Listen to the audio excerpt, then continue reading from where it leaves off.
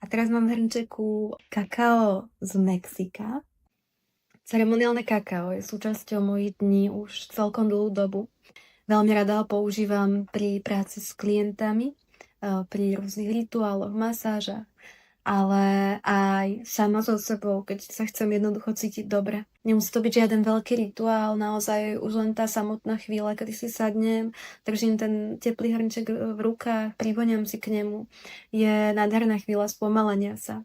A asi pred 2 rokmi som stretla Veroniku z Kusu kaká a rozprávala mi o tom, ako vyberali toho konkrétneho farmára na Kostarike, od ktorého budú odoberať kakao. A ja som sa cítila absolútne roznežnená už len tým, ako som to počúvala. A získala som veľkú dôveru ku Kusu kaká. A veľmi od nich obľúbujem Peru Chuncho, pretože mám rada takú tú živosť a kyslosť. A teraz mám v hrnčeku kakao z Mexika. Mám ho pripravené iba s trochou medu, aby som cítila naozaj chuť toho kaká, tak toto mám najradšej. A idem si užiť svoju chvíľu so sebou a v tvorení.